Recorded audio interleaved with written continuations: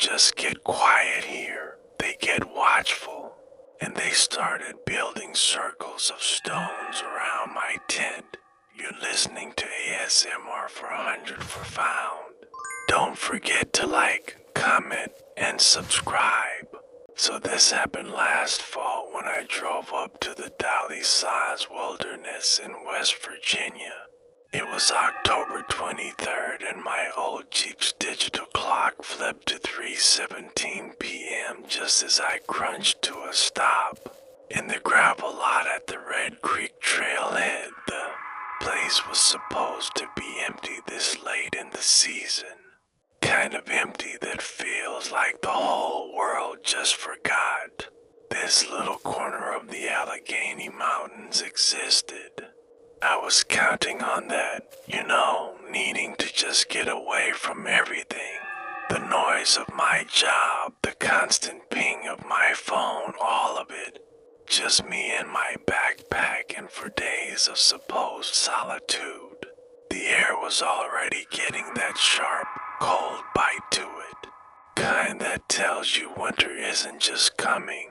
It's already sitting in the next room waiting for you to finish your business, so it can come in and take over. The sky was this flat, uniform gray, not a speck of blue to be seen, like a lid had been placed on top of the mountains. And the wind was starting to pick up, whizzing through the skeletal branches of the stunted red spruce trees that give the sides its weird, almost arctic feel. I remember sitting there for a second, engine ticking as it cooled down, just listening to that wind. It sounded like voices. You know how it gets when you're alone and your brain starts trying to make patterns out of nothing. It was just the wind, of course it was, but it had this whispery quality to it that made the little hairs on my arms stand up. Even before I got out of the car, he shook it off. Man, I'd been on a dozen solo trips. This was just pre-hike jitters, the silence playing tricks on me. I hauled my pack out of the back, the familiar weight of it a comfort. The clinking of the carabiners and the rustle of the nylon, a sound I loved. It meant adventure. It meant peace. I did one last check, locked the Jeep, and took a big breath of that cold, pine-scented air. It was gonna be great, just what I needed. The trailhead was simple, just a wooden sign with some warnings about weather changes, and a map behind a foggy plexiglass cover. I wiped the condensation away with my sleeve, my fingers already going numb from the cold, and traced the route I'd planned down Red Creek Trail, then a left onto Rocky Point Trail to find a campsite near the creek. It was straightforward. I'd done harder hikes before, no big deal. I shouldered my pack, adjusted the straps, and took my first steps onto the path, the gravel under my boots giving way to soft, damp earth forest closed in around me almost immediately. The trail a narrow brown ribbon winding through a sea of fallen leaves. Everything was shades of brown and gray, the green of the spruce needles looking almost black in the fading light. The only sounds were my own footsteps, the crunch of leaves, my own breathing, and that constant, whispering wind. It was peaceful for the first 20 minutes or so. Just the kind of solitude I've been craving. I started to relax, to get into rhythm of the hike. My mind began to quiet down, letting go of all the crap I'd left behind. That's when I first noticed it, a sound that wasn't the wind. It was faint, way off in the distance, but it was rhythmic, like a steady, slow beat. Thump, thump, thump. I stopped walking, tilting my head to listen. It was so low I could feel it in my chest more than hear it. like a giant heart beating somewhere deep in the earth. It was probably just a generator from a distant cabin or some weird mining equipment. This is West Virginia after all, but it felt off. The rhythm was too organic, too primal. It didn't sound like a machine. It sounded Elevate kept walking, trying to ignore it, but it was always there, just on the edge of hearing, a constant, unsettling background noise that the wind couldn't quite. The light was starting to go fast. That deep, gloomy twilight that settles in under a thick forest canopy. I needed to find a campsite soon. The trail began to descend toward where Red Creek was supposed to be. I could hear the water now. Proper sound, a babbling brook that should have been comforting, but the thump, thump, thump was still there underneath it all, a dissonant bass note to the creek's melody. That's when I saw the first rock stack, a cairn right beside the trail. 3 flat stones piled precariously on top of each other. It was too perfectly made to be natural, but it also looked old, lichen growing on the stones like it had been there for years. Hikers build them all the time to mark trails or just for fun. But something about this one felt intentional, like a marker or a warning. I shrugged it off and kept going. The creek was getting louder and I was getting eager to set up camp and get a hot meal, and May finally broke through the tree line and there was Red Creek, wider and louder than I had expected, rushing over smooth, dark stones. The water was ice cold and clear. On the other side of the creek, the land rose sharply into a rocky, forested slope, and that's where I saw it, a figure, just standing among the trees on the far bank. It was too far away to make out any details, just a tall, dark silhouette against the gray rock and brown trees. It was perfectly still, not moving at all, which was weirder than if it had been. You expect people to be moving, hiking, setting up camp, but this thing was just standing there, like a statue. I raised a hand, thinking it was another hiker, maybe scouting for a crossing. Hello. I called out, my voice sounding small and thin against the noise of the creek and that ever-breezing wind. The figure didn't move, didn't wave, nothing. I stood there for a full minute, just watching it, and it never so much as twitched. A cold dread that had nothing to do with the temperature started to creep up my spine. This was wrong. This was all wrong. I decided right then I wasn't crossing the creek. I'd find a spot on this side. I took a step back, my eyes still locked on that motionless shape, and as I did, the thump, thump, thump seemed to get just a little bit louder, a little bit closer. I tore my eyes away from that thing on the far bank, my heart hammering against my ribs like it was trying to get out. I told myself it was just a trick of the light, a weirdly shaped tree stump, my mind playing its usual games when I'm tired and alone. But the primal part of my brain, the part that doesn't care about logic, was screaming at me to run, to get the hell out of there right now. I forced myself to take a deep, shaky breath, the cold air burning my lungs. I am not a scared little kid, a grown man who spent more nights in the woods than most. I can handle a creepy silhouette.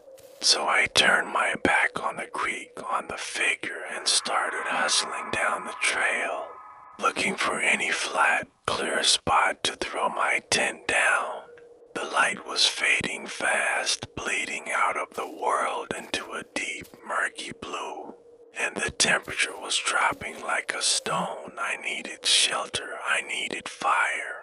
I needed to feel like I had some control over this situation. Thump, thump, thump was still there, a constant vibrating hum in the air and the ground. It was starting to sync up with my heartbeat, which was still way too fast, and that was messing with my head, making me feel dizzy and disoriented like the whole forest was pulsing around me. I finally found a small, semi-cleared area about 50 yards from the creek. It wasn't ideal. The ground was a little rocky and sloped, but it would have to do. I wasn't going any further in this dying light. I shrugged my pack off with a grunt. The sound of it hitting the ground too loud in the oppressive quiet. The wind had died down completely, which was somehow worse, because now the only sounds were the creek and that damn rhythmic thumping. It felt like the woods were holding their breath, waiting for something. I worked fast, my fingers fumbling with the cold nylon of my tent, my movements jerky and rushed. I kept glancing over my shoulder, back toward the creek, half expecting to see that figure standing at the tree line watching me. But there was nothing there, just the dark gathering, shadows between the trees. He got the tent up. It wasn't pretty, the rainfly was kinda crooked, but it would hold. Next was a fire. I desperately needed the light and the warmth, both for my body and my spirit. I gathered twigs and branches, my hands scraping against the rough, cold bark, my breath pluming out in front of me in thick white clouds. I got a small blaze going, the crackle and pop of the dry spruce a welcome.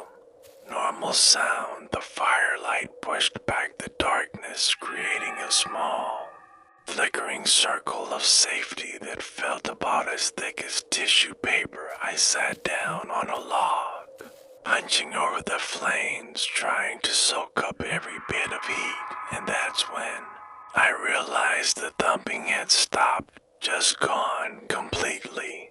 The silence that rushed in to fill the void was absolute and terrifying. It was so quiet I could hear the blood rushing in my ears.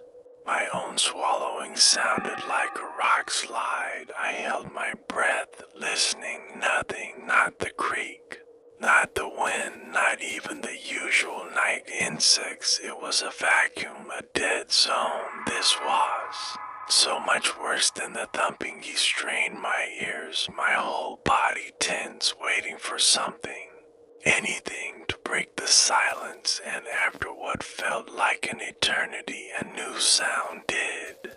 It was a soft scraping sound, like something heavy being dragged slowly over dry leaves and rock. It was coming from the direction of the creek. Scrape, pause, scrape, pause. It was methodical, unhurried. Whatever was making that sound was taking its sweet time. It was getting closer. My blood went cold. I wanted to bolt, to just run down the trail in the dark back to my car, but that was madness. I'd break a leg for sure in the pitch black. The fire was my only anchor, my only light. I grabbed a thick, burning branch from the fire, holding it up like a torch, its light dancing and throwing crazy shadows that leapt and twisted around the trees. "Who's there?" I yelled, my voice cracking with a fear I couldn't hide. The scraping stopped instantly, the silence crashing back down even heavier than before. It had heard me. It knew exactly where Ivasi stood. There, frozen, torch held high, my arms starting to shake from the strain and the cold. I listened so hard my head hurt. Minutes ticked by, nothing, just that awful, suffocating silence. I started to think maybe I'd imagined it, the stress and the isolation getting to me, I slowly lowered the torch, my muscles screaming in protest. I turned to put another log on the fire, and that's when I saw them, the rock stacks. They were everywhere, just outside the ring of firelight, dozens of them, all identical to the first one I'd seen. 3 stones high. They hadn't been there when I set up camp. I was sure of it. Would have tripped over them. They formed a loose, uneven circle round my little campsite. These silent, watching sentinels, my breath hitched in my throat, a dry, panic gasp. This wasn't possible. No one could have placed them so quietly, so quickly, without me hearing a thing. The scraping sound, that's what it was, the sound of stones being placed one on top of the other. With infinite patience they spun around, the torch flinging wild arcs of light. The shadows of the cairns stretching and writhing like long, thin demons, but there was no one there, just the stones and the trees and the dark. The low moan started then, so soft I thought it was the wind finally picking up again. But it wasn't the wind, it was a voice, or something like a voice. It was thin and reedy, choked, like it was coming from a throat full of mud and leaves. It wasn't speaking words, just making a sound, a long, drawn-out note of pure sorrow that seemed to come from everywhere at once. From the ground beneath my feet, from the trees, from the very air, it was the most hopeless, desolate sound I have ever heard in my life. It clawed at something deep inside me, a primitive fear that bypassed all thought and went straight to the animal part of my brain that knows when it's being hunted. The moan trailed off into a wet, gurgling sigh, and then the thumping started again. T-H-U-M-P, thump. Thump, louder than ever before, right underneath me, shaking the ground, vibrating up through the soles of my boots, and this time it was accompanied by a new sound, a sharp, percussive crack from the trees to my left. Like a thick branch snapping under immense pressure, I whipped my head toward the sound. Torchlight flared, and for a single, heart-stopping second, I saw it clearly. Standing between 2 spruce trees, it wasn't a tree stump. It was tall and impossibly thin. Its limbs were too long. Its skin looked like pale, smooth bark, and its face, oh God, its face was just a long, vertical gash of a mouth open in a silent scream, and then the shadow swallowed it again, and the moaning began anew, closer this time, much closer. I knew with a certainty that turned my bones to ice that the circle of stones wasn't to keep me in, it was to keep something else out, and I was on the wrong side of it. I didn't scream, the sound just died in my throat, frozen solid by a terror so complete it felt like my whole nervous system had just short-circuited. My brain couldn't process what I'd seen. It was like looking at a shape that shouldn't exist, angles and proportions that screamed wrongness into my eyes, that vertical mouth, that smooth bark-like skin. It was a glitch in reality itself standing right there in the West Virginia woods.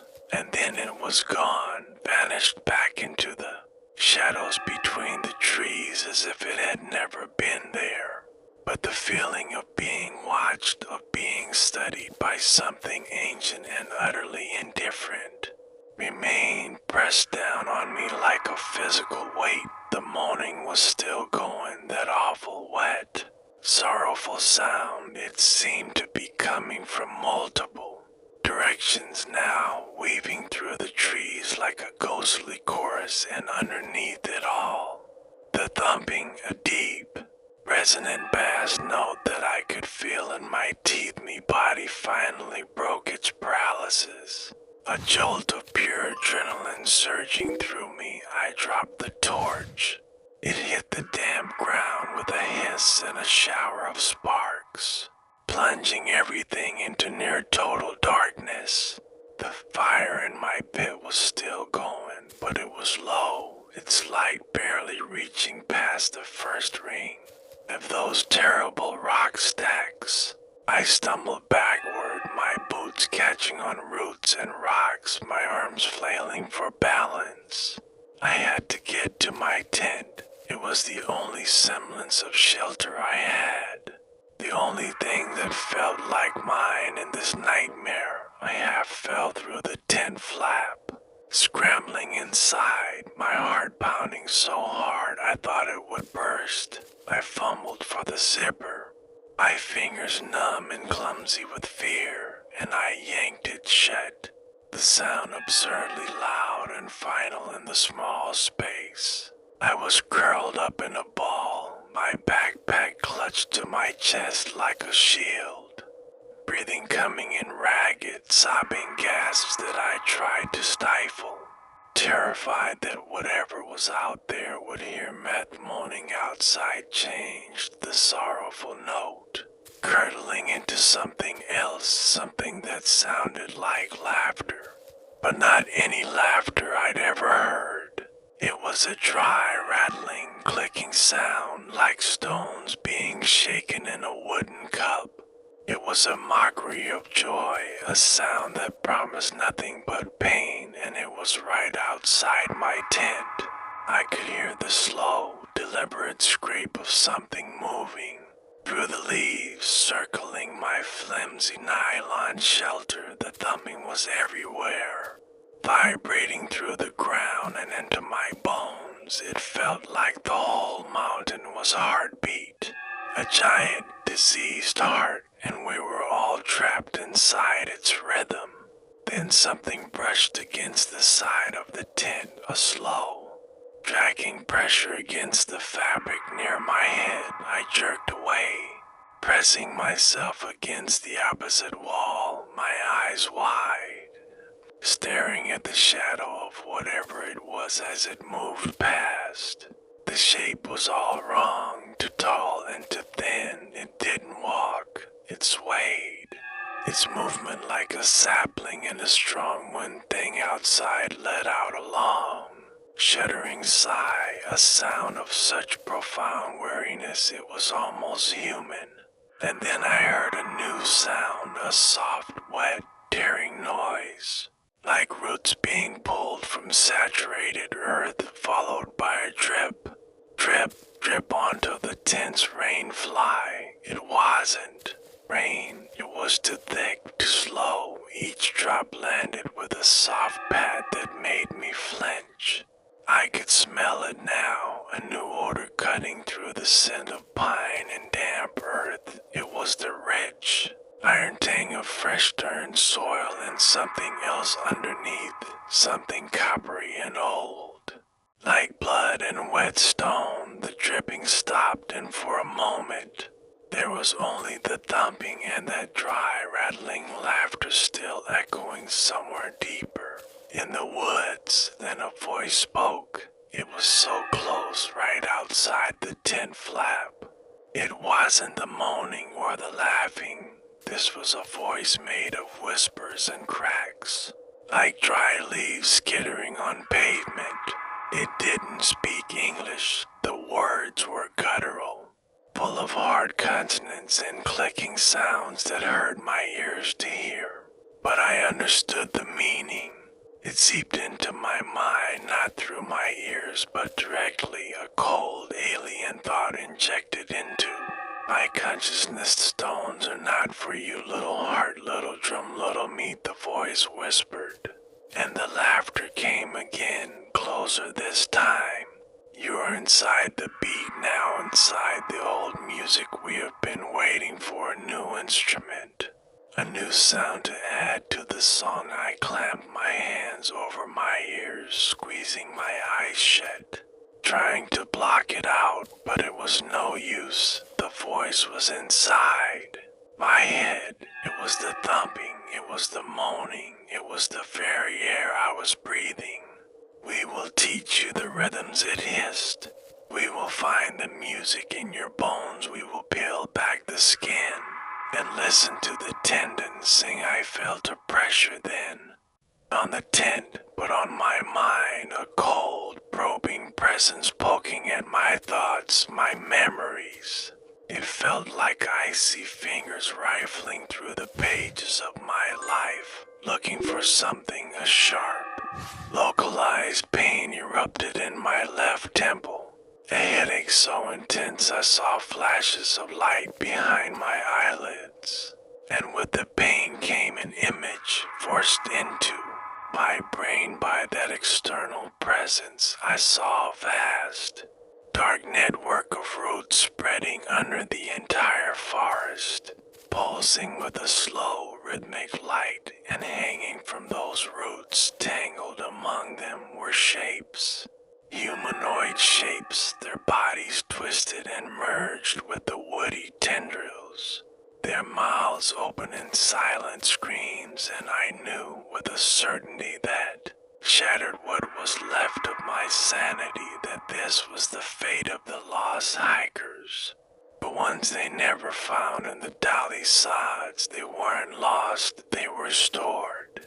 They were part of the instrument, part of the song. Pressure in my head vanished as suddenly as it had appeared, leaving me gasping and trembling. The physical world rushed back in. The voice was gone. The laughter was gone. Even the thumping had receded to a faint, almost imperceptible vibration. But the moaning remained, and it was different now. It wasn't one voice, it was many, a chorus of those lost, hopeless voices, and they were closer, much closer. All around my tent, I could hear their slow, shuffling movements, the sound of dragging feet and limp hands brushing against the nylon. They were circling me, their mournful cries a dirge for the living, and I knew then that the thin one with the vertical mouth, it wasn't the only one out there. It was just the conductor.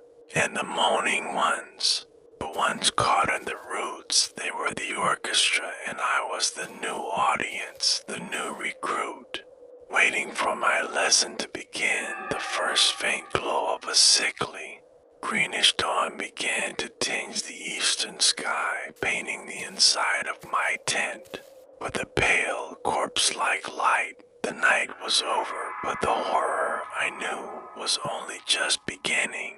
And the thought of unzipping that tent flap and facing what the new day had brought was more terrifying than the darkness itself. The pale, greenish light filtering through the tent fabric did nothing to warm me. It was the color of sickness, of things growing under rotten logs. The moaning had faded with the night, not stopped, just faded back into the general white noise. The forest, or maybe my brain, had just learned to tune it out as a survival mechanism. The thumping was still there, a constant low-frequency hum that was more felt than heard. A vibration in the ground that was now a part of me. My own heartbeat had sensed to its rhythm, a slow, dragging beat that felt unnatural and heavy. I lay there for a long time, curled in a ball, too afraid to move, too afraid to even breathe too loudly. Every rustle of my sleeping bag, every creak, a branch outside was a potential threat. My mind kept replaying that image, the one forced into my head, the root system with the tangled, screaming bodies. It was burned onto the back of my eyelids. Waking nightmare, I must have dozed off, not real sleep, but a kind of terrified exhaustion that pulled me under for minutes at a time. Each time I jolted awake in a panic, convinced something was in the tent with me, My mouth was dry as dust. My bladder was screaming, and the practical, human needs of my body were starting to war with the absolute animal terror that told me to stay put, to not move a muscle, the need to pee one out. It was oppressing, urgent discomfort that overrode everything else. I listened, holding my breath. The forest outside was silent, no scraping, no moaning, just that ever-present thrumming in the earth. Maybe they were gone, maybe it was only a night thing, a stupid, desperate hope loomed in my chest. I slowly, painfully slowly uncurled my stiff limbs. Rejoined popping, I reached for the tent zipper, my hand shaking so badly I could barely grip the pull-tab sound of the zipper opening. It was like a gunshot in the quiet. I winced, freezing again, waiting for a response. Nothing happened. I took a shaky breath and unzipped it further, just a few inches, enough to peer out. The world outside was washed in that same sickly green light. The air was thick with a mist that wasn't quite fog. It hung in patches, smelling of damp earth and that coppery, metallic scent from last night. I looked around, my field of view limited by the small opening. The fire pit was a circle of cold. White ash, the log I'd sat on, was there, and the rock stacks, the cairns, they were still there too, standing in their silent, watchful circle. But something was different, something was wrong. It took my sleep-addled brain a second to process it. The stones, they were darker, stained deep, reddish-brown, as if they'd been dipped in rust or old blood, and the patterns and the stains looked deliberate, like crude, ancient symbols I couldn't understand. He pushed the thought away. I had to focus. I had to be quick. I unzipped the flap the rest of the way and crawled out on my hands and knees, my muscles screaming in protest from being tensed up all night. The ground was cold and wet under my palms. I stood up, my legs wobbly, and immediately turned to relieve myself against a tree, my back to the campsite. It was the most vulnerable I have ever felt in my life, my eyes darting around, scanning the tree line for any movement, any sign of those long, thin limbs or that vertical mouth. I finished and zipped up, turning back to face my camp, and that's when I saw the second change. The trees surrounding the clearing, the bark on their trunks, from the roots up to about eye level, was streaked with the same dark, reddish-brown substance. It looked sticky, like sap, but it wasn't sap. It was the same stuff on the stones, and it was fresh. It gleamed dully in the weird green light, as if it had been applied recently. While I was cowering in my tent, a cold dread settled in my stomach. They hadn't left. They'd been here. They'd marked everything. They'd marked my campsite. A wave of nausea hit me. I stumbled back toward my tent, toward the illusion of safety. My foot caught on one of the blood-stained cairns, sending the rocks clattering across the ground. The sound was obscenely loud, and the forest reacted instantly. The thumping, which had been a background vibration, surged in volume. Thump, thump, thump, a frantic, angry rhythm that shook the ground, and from the mist between the trees, a single, drawn-out moan answered. It was close, so close, and it was moving toward me. I didn't think, just acted. I scrambled into my tent, not even bothering to zip it up. I grabbed my backpack, my hands fumbling, and I pulled out my knife, a solid, fixed-blade hunting knife. It felt pathetically small and insignificant, was metal, it was man-made. A tiny piece of my world against whatever this Fosse clutched the knife, my knuckles white, and peered out of the open tent flap. The mist was thickening, swirling, and within it, I saw shapes moving, not the tall, thin conductor, but shorter, shambling forms, their movements jerky and uncoordinated. The moaning was coming from them, a chorus of misery. I could see them more clearly now as they emerged from the tree line.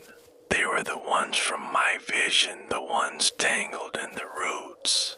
But they were free, or partially free. Their bodies were a horrifying mix of human and plant. Skin the color of old parchment stretched over frames that seemed both bony and woody. Twigs and vines grew through their flesh.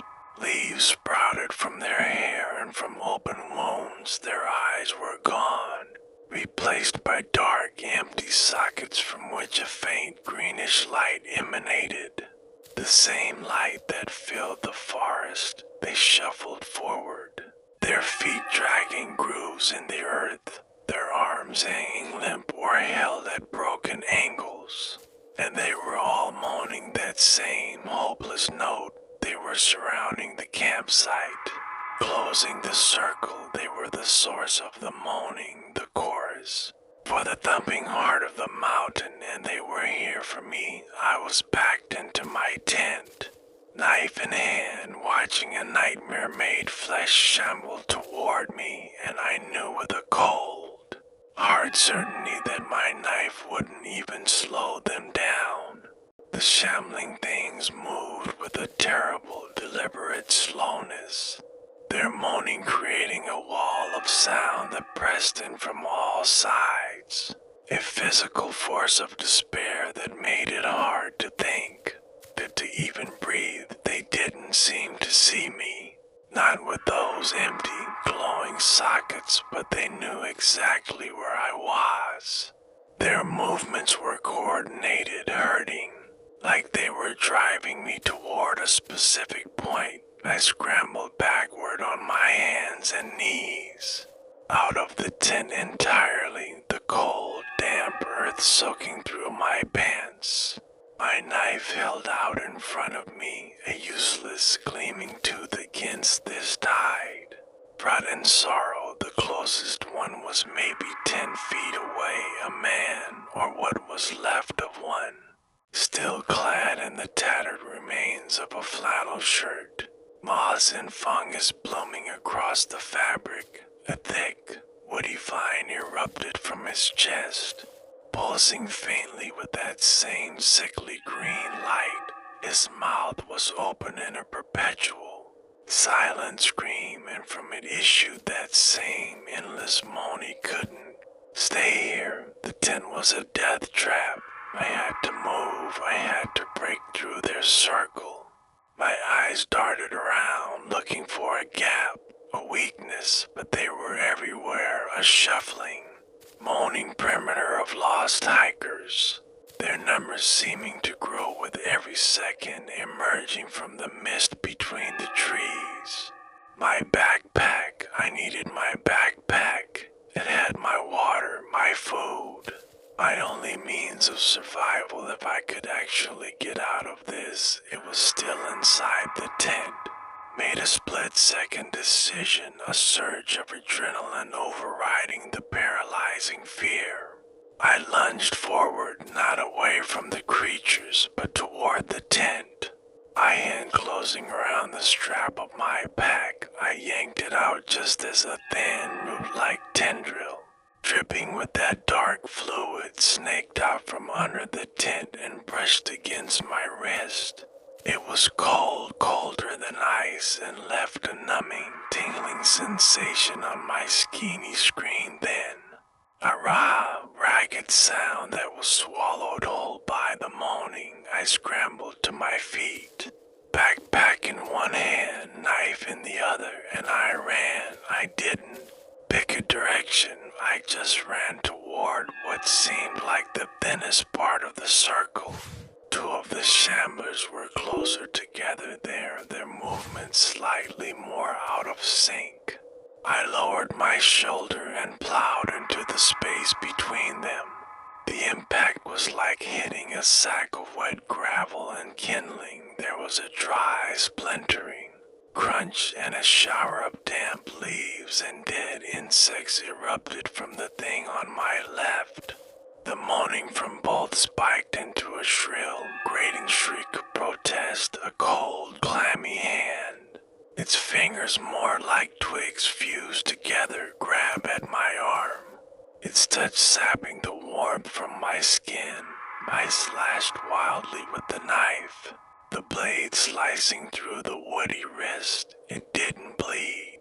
It just oozed a thick, black sap, and the hand fell away, fingers still twitching and grasping in the leafy Terry was through. I was past them.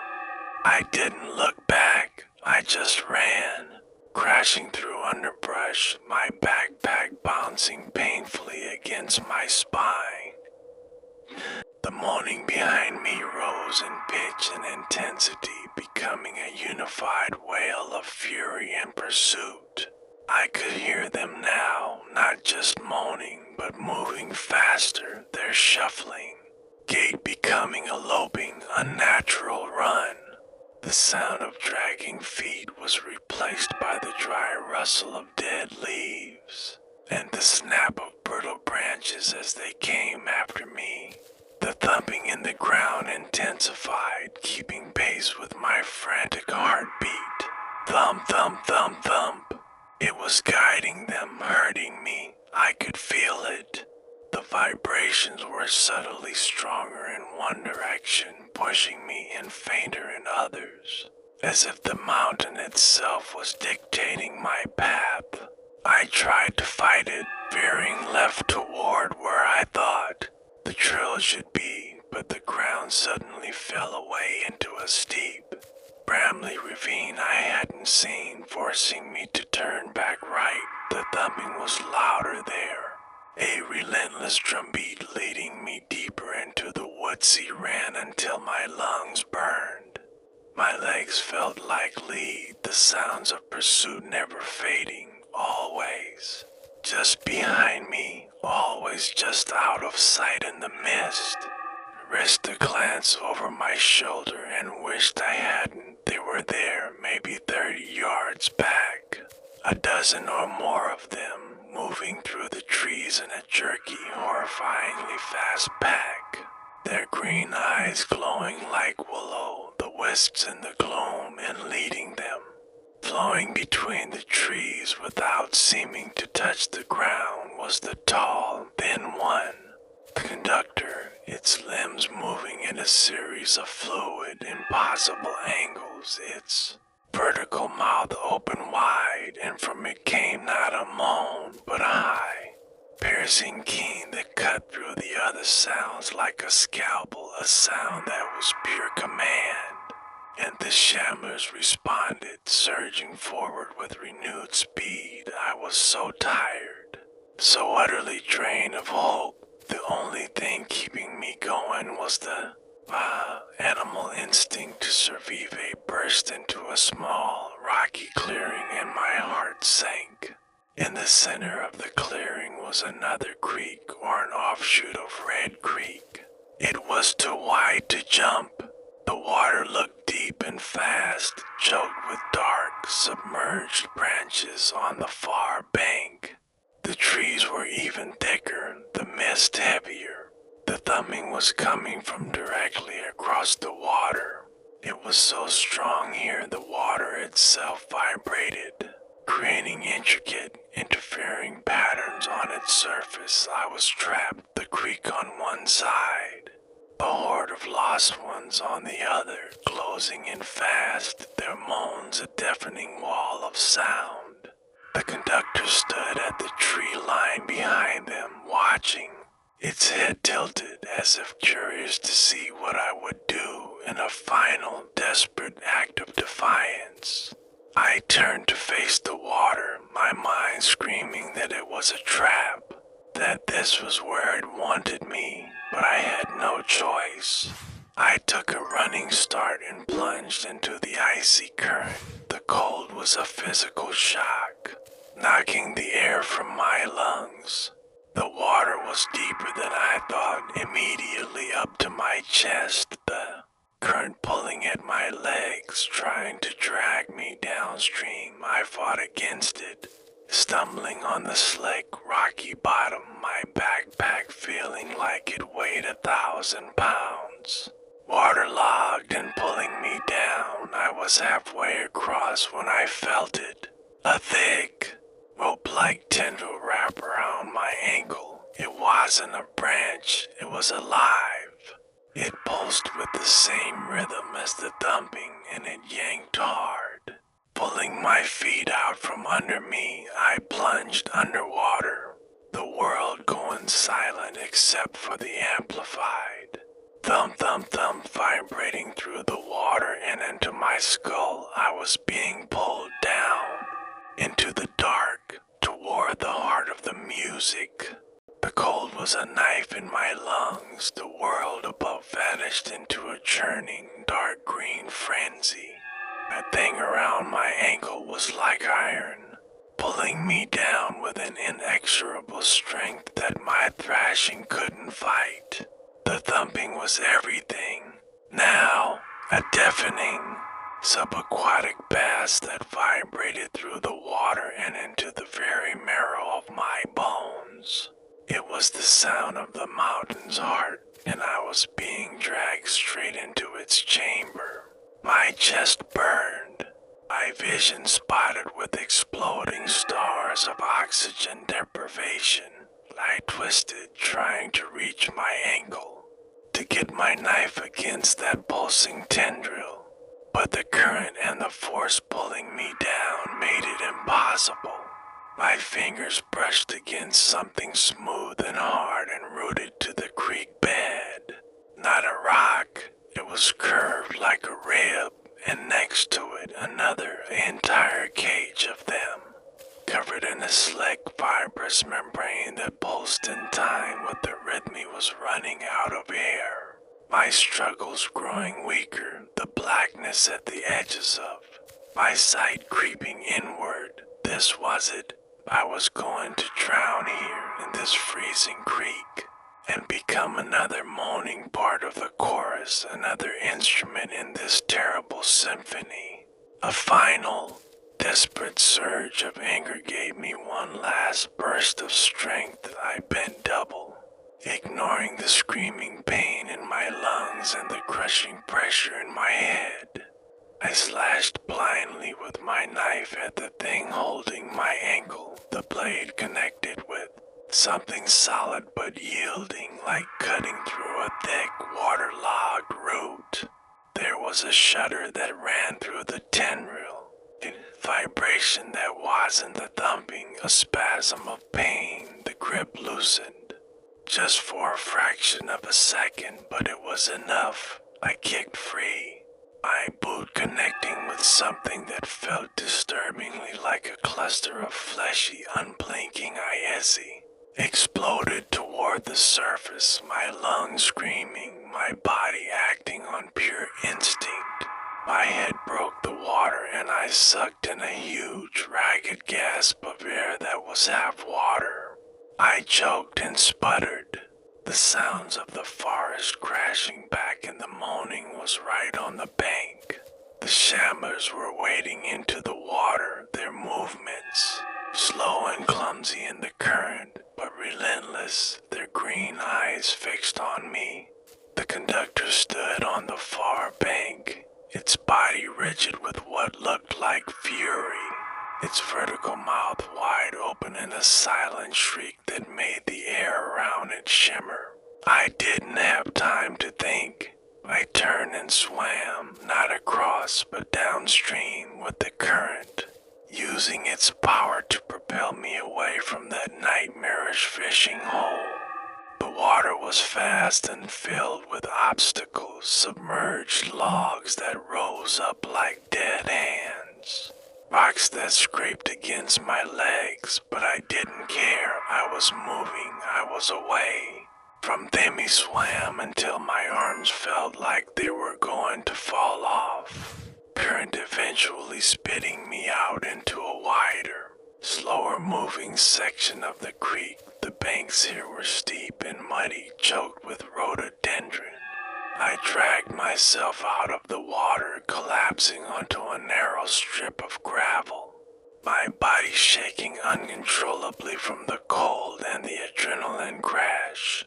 I was a mess, soaked through, covered in mud and scrapes. My clothes were torn, and my ankle throbbed where the tendril had gripped it. The skin was already bruising, a perfect ring of purple and black, and etched into the skin like a burn or a stain was a faint, dark pattern, a series of interlocking lines and spirals that looked exactly like the symbols I'd seen on the blood-stained cairns. It pulsed in time with the thumping, a low, aching throb that was a constant reminder of the connection I now had to this place.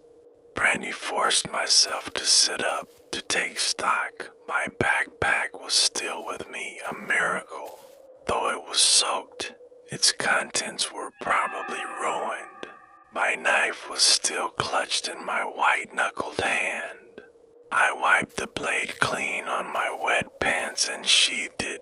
The moaning had faded again, distant now, but I could still feel them, a pressure at the back of my mind, a sense of being searched. For the thumbing was my guide. I could feel its direction, its pull. They knew where I was.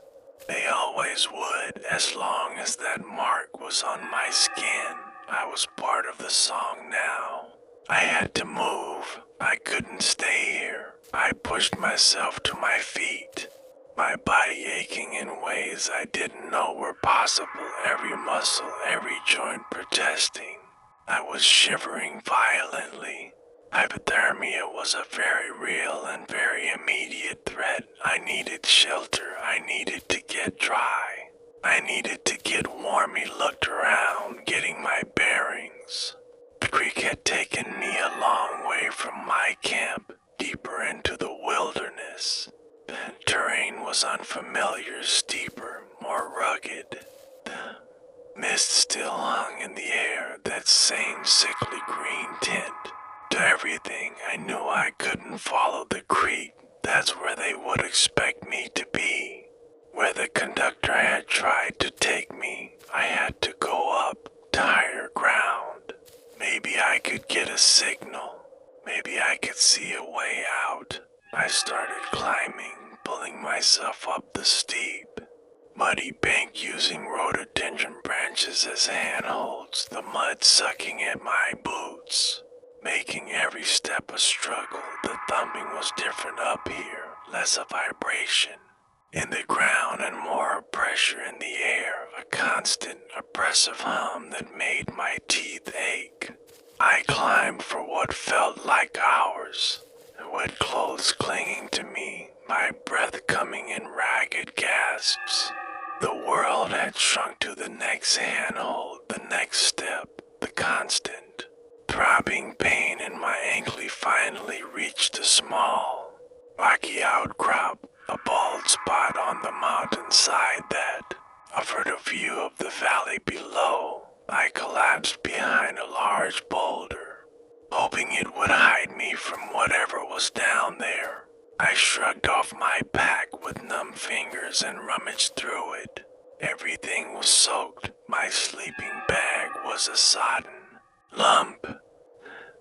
My food was waterlogged. My phone, when I pulled it out, was dead. Of course, a useless brick. But my waterproof bag with my matches and my first aid kit had held. The matches were damp, but maybe salvageable, and I had a space blanket, a thin sheet of mylar that was my only hope of warmth. I stripped off my wet shirt and jacket, my skin pebbled with goosebumps in the cold air. I wrapped the space blanket around my shoulders, its crinkling sound absurdly loud. I started the painstaking process of trying to dry a match enough to strike. My hands were shaking so badly I could barely hold it. This was it, my last stand. Huddled behind a rock on a mountain that wanted to wear my skin and play my bones. Like a xylophone, and all I could do was shiver and pray for a spark.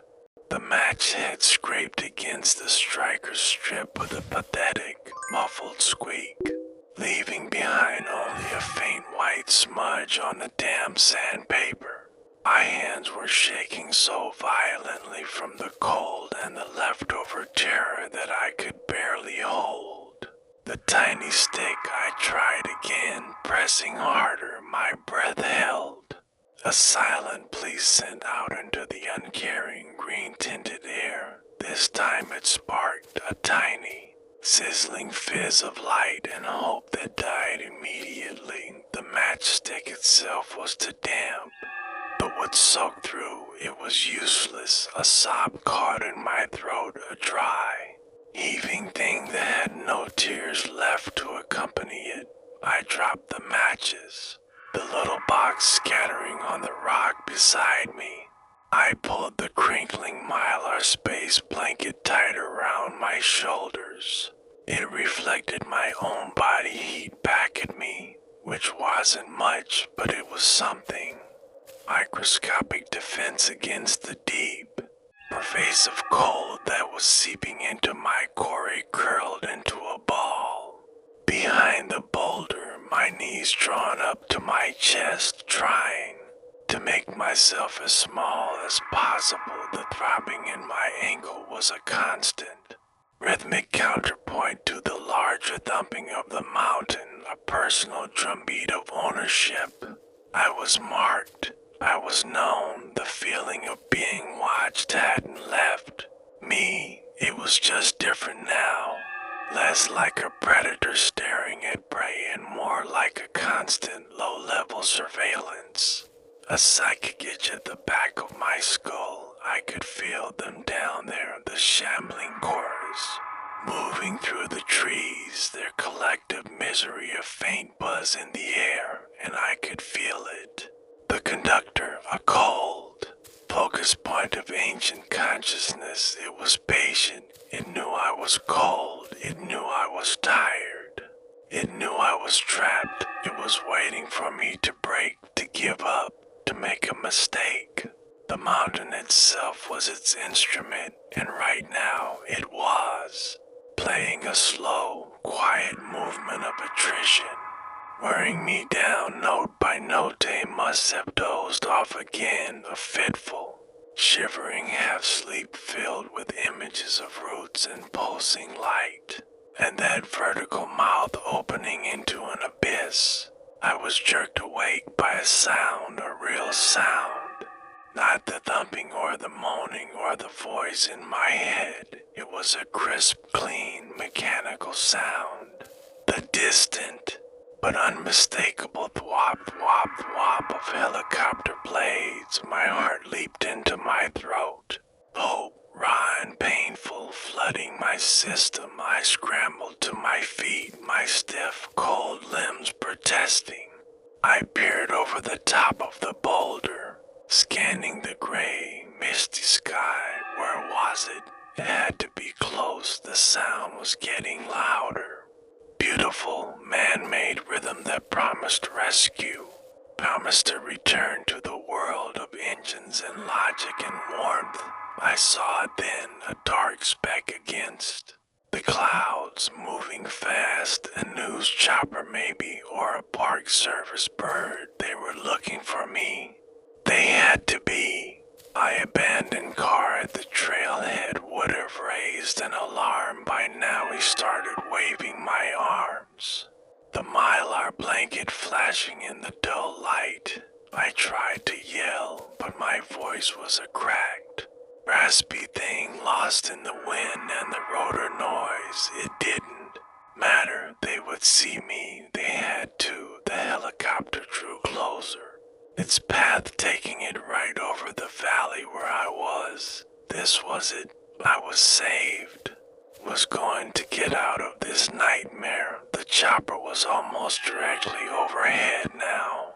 The sound of its engine a roaring, glorious symphony. I saw a face in the side window, a pilot with a headset, looking down, looking right at my rocky outcrop.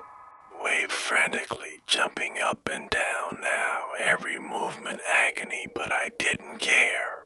The pilot pointed. He saw me. He definitely saw me. He was talking to someone, gesturing. And then the most terrifying thing happened. The helicopter didn't slow down. It didn't circle back. It kept going, flying in a straight line, and as it passed directly over me, its sound chain get the healthy, powerful thwop, thwop, thwop of the rotor stuttered, distorted, pitch bending down into something wrong. Something that mimicked the thump, thump, thump of the mountain. The engine noise warped into a low, moaning keen for a split second. The greenish mist around the helicopter seemed to thicken, to cling to it like a shroud. I saw the same dark, viscous fluid that had stained the cairns, now streaking across the helicopter's windshield as if thrown from below. The aircraft shuddered, dipped violently, and then shot forward, fleeing, its engine sound returning to normal, but now edged with panic. It disappeared over the next ridge, the sound of its rotors fading away until there was nothing left but the wind and the ever-present, victorious thumping of the mountain. I stood there, my arms still raised, the hope in my chest curdling into a black, bottomless despair. They hadn't just not seen me, they had been warned off, repelled. This place wouldn't let me be found, it wouldn't let its new instrument be taken. Why, he sank back down behind the boulder, the mylar blanket slipping from my shoulders. I didn't bother to pick it up. What was the point? The cold was inside me now, and my soul a deep, permanent frost. The voice returned then, not a whisper, but a clear, cold thought in my mind. It was amused. They cannot hear you, little drum. They are deaf to the old music. They only hear the noise. They make themselves you are part of a different song now. The thumping in the ground swelled, feeling almost celebratory, a dark carnival rhythm, and from the trees below, a new sound joined the moaning, a slow, deliberate clapping. It wasn't hands clapping. It was harder, sharper, like stones being struck together. It was applause. From the forest itself, a mockery of my failed rescue. I put my head in my hands, and for the first time I truly understood there was no getting out, there was no rescue coming. The dolly sods had me, and it was only a matter of time before the conductor grew tired of waiting and decided to start my lesson. The applause of stones faded away, leaving only the thumping and the wind, a wind that had grown colder and carried with it the smell of ozone and wet stone. Like the air right before a lightning strike, the greenish tint to the world was deepening, bleaching the color out of everything until the forest looked like an old, faded photograph. All muted grays and sickly greens. Cold from the rock I was sitting on had seeped through my wet pants and into my bones. A deep, aching chill that the thin mylar blanket couldn't hope to combat. I was shivering in great, racking tremors that made my teeth chatter. I knew I couldn't stay here, exposed on this outcrop. I was a sitting duck. The conductor had made its point. It had shown me that the outside world couldn't touch me here, that I belonged to the mountain now, and staying here meant freezing to death. breath or waiting for them to come collect me. Neither option was acceptable. I had to move. I had to find some kind of shelter. Something more substantial than a space blanket. My eyes scanned the steep, rocky slope above me. Through the shifting patches of mist, I could make out a dark tagline against the gray rock, a crevice, or maybe the entrance to a small cave. It wasn't much, but it was something. It was cover. It was out of the wind, gathering what was left of my will. I pushed myself up, my body screaming in protest, every muscle stiff and sore. Left the scattered matches and my soaked backpack behind. They were dead weight, symbols of a world that didn't matter here. All I took was my knife, its solid, cold weight in my hand, the only familiar thing left. I started climbing toward the dark slit in the rock. The going was tough. The rock face was slick with condensation and loose shale that skittered out from under my boots, sending small avalanches of stone clattering down the slope behind me. Each sound felt like a beacon, announcing my movement to whatever was listening. Thumping seemed to guide my hands and feet.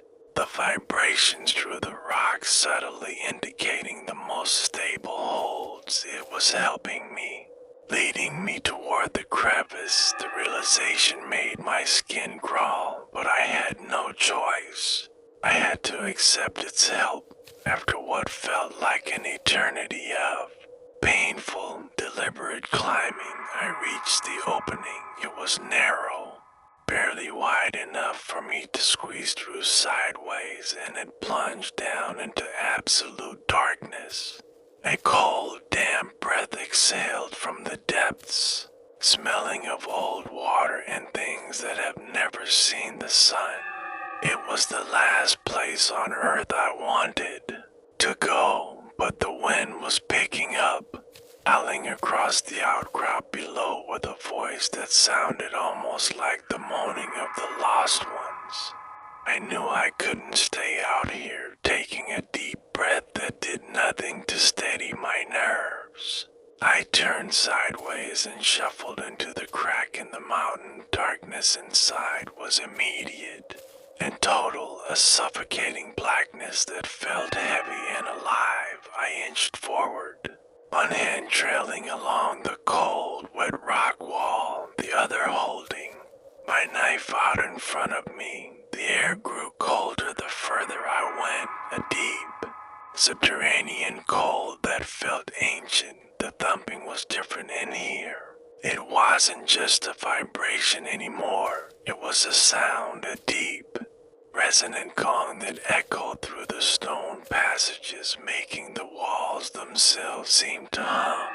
The passage began to widen, the ceiling rising above me until I could stand up straight.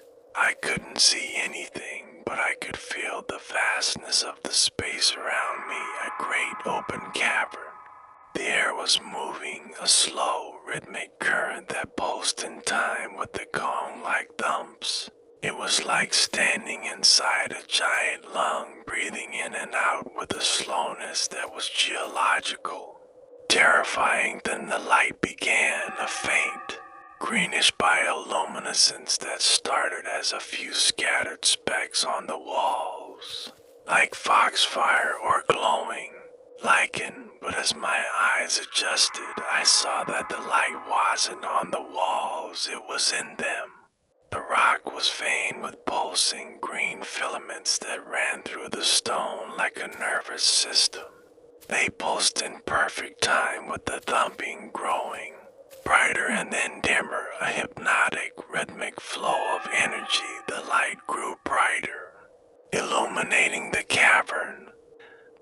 What I saw stole the breath from my lungs. The cavern was immense, a cathedral of stone, and hanging from the ceiling, rooted into the rock itself, were the lost ones, dozens of them.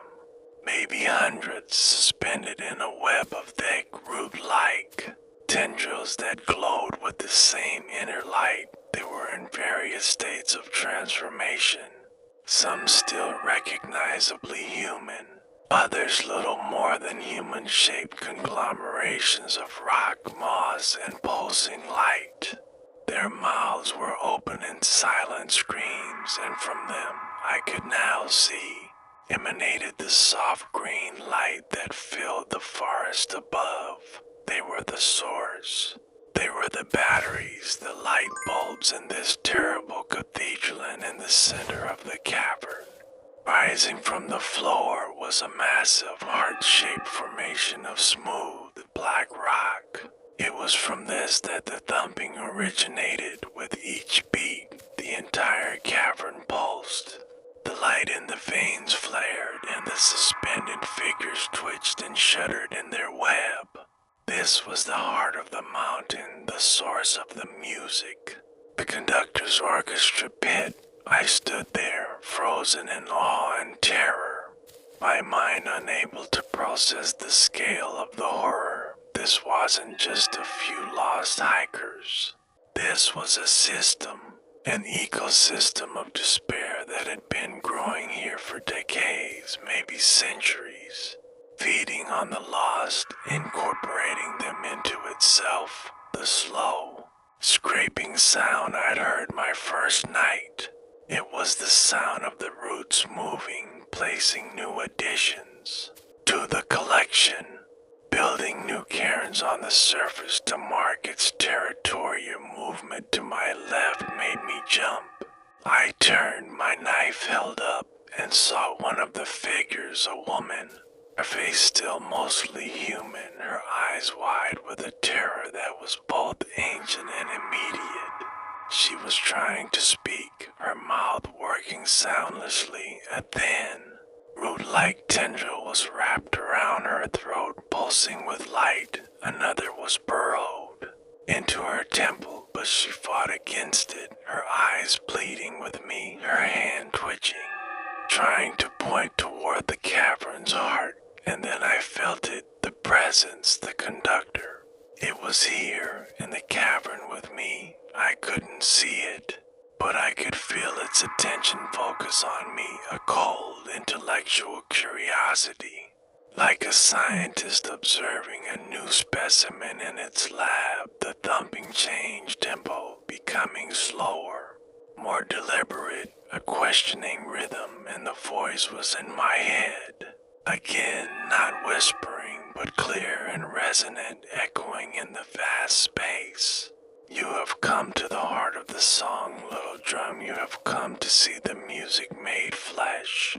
Do you see the beauty? Do you see the purpose? The suspended woman's eyes rolled back in her head, and she went limp, her personal light dimming her struggle over. She had become just another note in the endless, terrible symphony, and I knew I was next. The voice didn't feel like words in my head anymore. It was a physical pressure, a cold hand squeezing my brain and rearranging my thoughts, making its concepts my concepts. Its terrible symphony my symphony. The beauty it spoke of was a horrifying, visceral truth. The cavern wasn't a place of death, it was a place of transformation.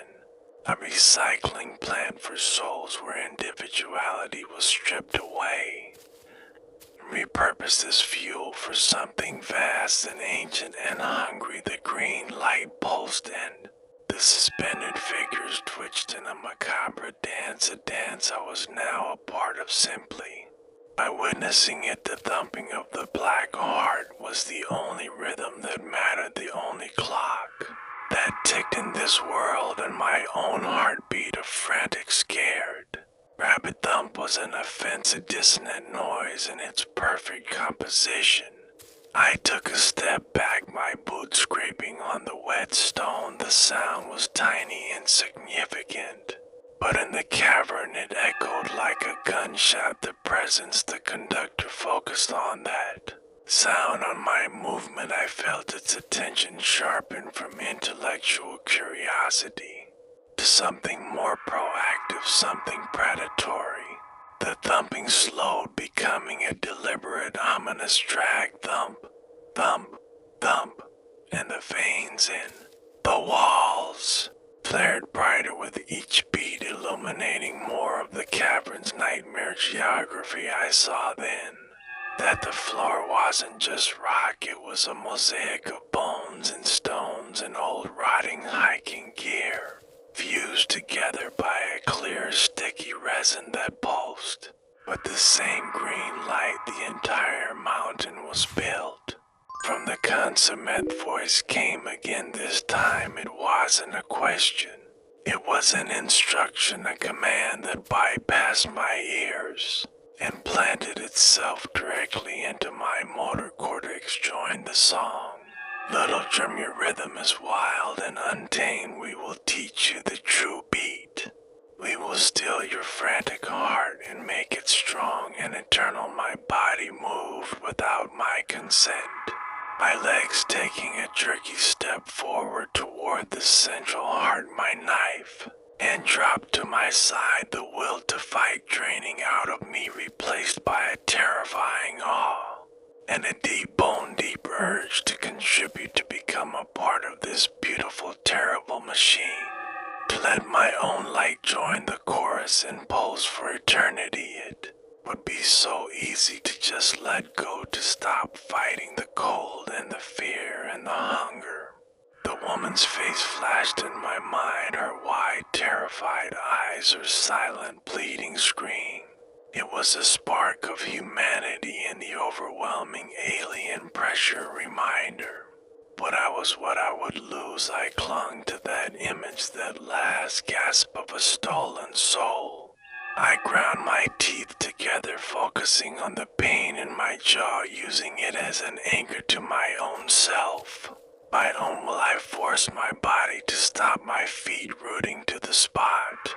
A mere 10 paces from the pulsing black heart, the resistance was immense. It felt like trying to hold back a tidal wave with my bare hands. Conductor's presence swelled in my mind. A wave of icy displeasure. You resist the harmony, you cling to your noise. We will silence it, for you're from the walls around me. The sticky resin began to weep, forming into long, glistening tendrils that slid toward me. Like snakes moving with a horrible liquid grace. They weren't aiming to kill, they were aiming to connect, to bind, to incorporate. The thumping became faster, more urgent. A staccato rhythm of pursuit, the green lights dropping now, casting frantic jumping shadows that made the suspended figures seem to dance in a frenzy. I backpedaled, mildly, my fear overriding the compelled obedience. My knife came up again. I slashed at the nearest tendril, the blade sliced through it cleanly, and the severed end writhed on the floor, spattering glowing green fluid that sizzled and ate into. Rock, the tendril itself recoiled, and for a split second, the pressure in my mind lessened, accompanied by a shriek of pure rage that wasn't sound, but a psychic blast that made my nose bleed. It could be heard, my knife could hurt it. The realization was a lightning bolt of hope. I wasn't just prey, I could fight back. Tendrils hesitated their advance, halting as if reassessing. The conductor's fury was a palpable force now, a cold wind that whipped through the cavern. The thumping became chaotic, erratic, the heart itself seeming to labor under the intensity of its anger. The suspended figures thrashed in their bonds, their silent screams finally given voice, a psychic wave of agony and terror that washed over me. The voice screamed into the core of my being, you will be still, you will be silent, you will be added. From the heart itself, a new shape began to form, pulling itself from the smooth black rock. Like a statue coming to life, it was the conductor, its long limbs unfolding, its body rising up until it towered over me, its vertical mouth opening wide not to scream, but to suck in air, pulling me toward it with a physical force. I could feel the mark on my ankle burn like it was fresh from a brand, and I knew with absolute certainty that it was calling its property home. The pull was immense, a physical vacuum that tore at my clothes, my hair, the very air from my lungs.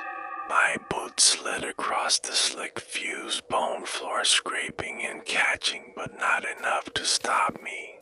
I was being dragged toward that open mouth, a black slit in the world that promised not death but an eternity of service in the green pulsing dark. I planted my feet wide, digging in with my heels, muscles screaming, tendons straining against a force that felt geological, the scream that wasn't a sound, but a pressure in my skull intensified, a cyclone of pure fury focused solely on me, the insignificant speck of noise that dared resist the symphony. The suspended figures around me thrashed violently in their rude cages, their silent agony feeding. Conductors powered, their green light flaring like a billion strobes, turning the cavern into a disorienting hellscape of jumping shadows and piercing light. Me hand, the one clutching the knife, felt like it was encased in ice, the conductor's will pressing down on it, trying to force me to drop my one weapon, one connection to the world of sharp edges and man-made things. I focused everything I had on that hand, on the feeling of the textured grip biting into my palm, the cold solidity of the steel blade. I poured every memory of my old life into that grip, the feel of sunshine on my face, the taste of coffee, the sound of my own laughter, things this thing could never understand, could never consume. I held on with a desperation that was a prayer in itself, and I took a step not back but forward into the pull, a lunge born of pure insane defiance, yet the force pulling me combined with my own momentum sent me hurtling forward. I fell to my knees, sliding the last few feet directly toward the base of the black heart, the conductor's form looming over me, its mouth wide, its long thin limbs reaching down to pluck me its new instrument to still my wild rhythm forever. I didn't try to stab it, I knew it was made of stone and ancient. Hate my knife would be useless against its core. Instead, as I slid past, I drove the blade down with all my strength, not at the creature, but at the heart itself, at the smooth black rock, where it met the cavern floor, where the roots and veins converged. In a tangled, pulsing knot, the knife struck true, the point hitting with a sound that was wrong, a high-pitched shriek of protesting stone that cut through the thumping, and the psychic scream. A crack appeared, a tiny hairline fracture in the perfect black surface, and from it erupted not blood, not sap, but a light so blindingly white it was pain.